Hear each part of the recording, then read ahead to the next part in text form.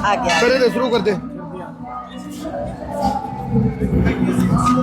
सामने आप देख रहे हैं कैसे आप? बहुत बढ़िया जी। हमने पारस पत्थर के बारे में सुना था, पारस पत्थर को जिससे टच करवा दो वो सोना हो जाता है। हाँ जी। अब पारस भाई गुरु जी के बारे में भी यही चीजें चल रही हैं भाई, जो जिसको ये छू देते हैं वो सोना बन जाता है। यात्रा आपकी दिल्ली से चल करके सोनीपत पहुंच गई है। हाँ जी। तो अभी क्या आपने मांग की है माता जी से? मैंने ये मांग की है कि मेरे छोटे भाई का नूर ना हमेशा ऐसे ही बना रहे। मैं मांगता कुछ नहीं हो रहा, आज तक मैंने कभी कुछ नहीं मांगा उस भगवती से, क्योंकि उसने हमेशा ना मेरे मांगने की जरूरत ही नहीं आने दी है। और मैं सभी को ये चीज़ कहता हूँ कि कभी मांगा मत करो, वो पता नहीं क्या देगी। जी जी। एक चीज में देखो, कुछ चीजें होती है जो साक्षात दिखने वाली होती हैं। हाँ जी। कल आपने मेरी नजर उतारी थी। हाँ जी। और आपने कहा ये किसी जरूरतमंद को देना। हाँ जी। मैंने वो किसी जरूरतमंद को दिए। हाँ जी। तो उसके मुंह से ये जो शब्द निकला ना, बोला जय माता दी। हाँ। अब मैं इस चीज को लेकर के हैरान हूँ, उसने मुंह से ये जय माता दी कैसे बोल दिया। और मतलब मैं तो बोल रहा हूँ जय बाबा की, हाँ जी। और जिसको मैं दे रहा हूँ वो बोल रहा जय माता दी। तो ये मैं आपसे पूछना चाह रहा हूँ, ये क्या है? ये देखिए, माँ की लीला वो ही जाने, पत्ता नहीं हिलता यहाँ बिना माँ की कृपा से। ये सब कुछ भगवती ने अपने आप किया हुआ है। सबसे पहली बात है कि आप कहाँ से आए, मैं कहाँ से आया, कैसे मिले और मुझे आपसे प्रेम हो गया। जी जी। ठीक है। तो ये अलग है, ये इस लीला का कोई वर्णन नहीं कर सकते। वो भगवती खेल रचा रही है, उस खेल के अंदर हम सब बस खिलौने बने हुए हम सारे के ना तूने सिग्नल देखा ना मैंने सिग्नल देखा, एक्सीडेंट फिर भी एक्सीडेंट हो गया। एक्सीडेंट। इश्क डेंट हो गया।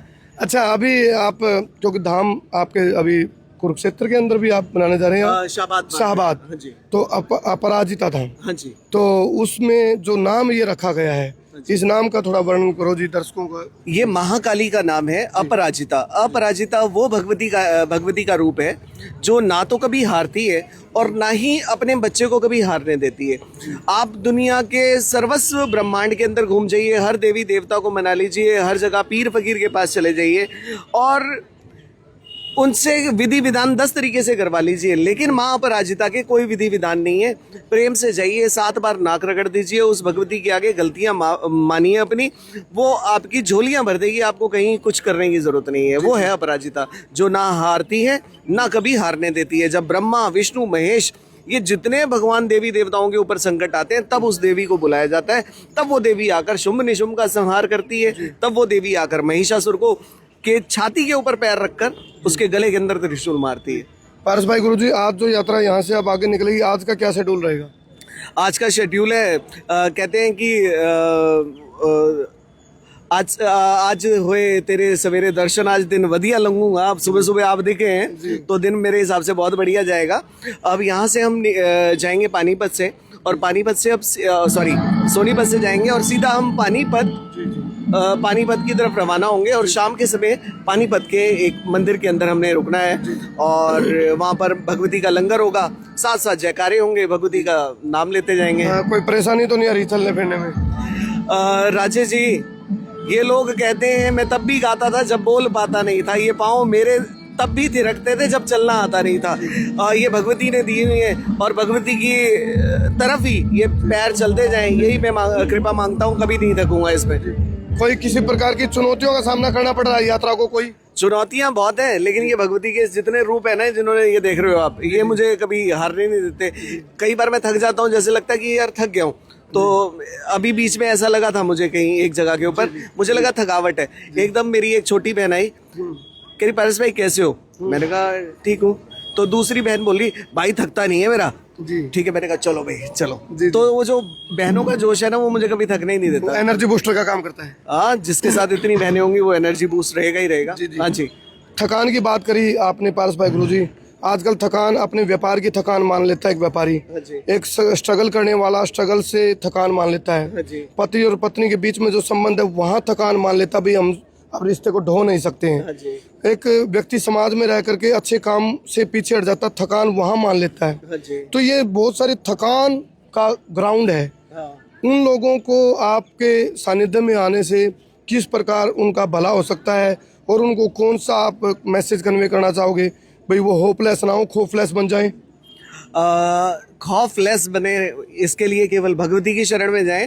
और थकान जिंदगी है ना छोटे भैया, ठीक है, आप जितना मर्जी कुछ भी कर लो, वो रोज सुबह आकर आपको बाउंसर मारेगी आपके सर के ऊपर। जितना मर्जी आप कोशिश करो कि यार मुझे फुल टॉस मिले मैं खेल लूं, लेकिन उसने बाउंसर मारनी। आप रोज खड़े होगे, नई परेशानी आपको सामने खड़ी होगी, हर रोज, हर किसी के साथ है। कभी कभी यॉर्कर भी आ जाती है, कभी यॉर्कर भी आती है जिसपे बोल्ड होना पड़ता है।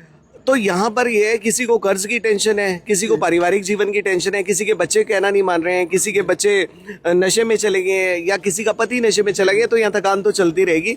बट सिर्फ ये है कि दुख हमेशा रहेंगे, लेकिन दुखों से लड़ने की शक्ति आपको मिलती रहे, बस यही मेरी प्रार्थना है। और वो शक्ति आपको मिलती है भगवती के शरण के अंदर। तो जगदम्बा की शरण में रहिए, शक्ति की शरण में रहिए, आपका सब कुछ अच्छा होगा। आप जितना मर्जी जय बाबा की करते रहे, लेकिन आप हैं शक्ति के पुत्र, अब आपको सिर्फ जय माता दी सुनाई देगा। चलिए, माँ जगदम्बा की जय। लव यू यार। ठीक है, बड़ा मजा आया, आनंद आया मुझे आपके साथ। ठीक है, अब आप हमारे एक प्रोग्राम को करने वाले हैं, क्योंकि मैंने कल ही जब बोल दिया तो आपने करना है वो प्रोग्राम। बिल्कुल करेंगे जी, और उसके अंदर मैं चाहूंगा कि आप देखो आप कमाल। ठीक है, चलिए, बहुत बढ़िया, बहुत शुभकामनाएं जी, यात्रा की मंगल कामनाएं। तो फिलहाल हमने बात करी पारस भाई गुरुजी से, और ये यात्रा चल पड़ी है वैष्णो देवी के लिए। और फिलहाल जोश, जुनून, जज्बा आप देख सकते हो भाई। इच्छा थी भाई अल्लाह पहुंचवाने की। और यात्रा चल लग रही है, सोनीपत भाई यहाँ देखिए बैठा हुआ है और लोगों की जानकारी देता है भाई।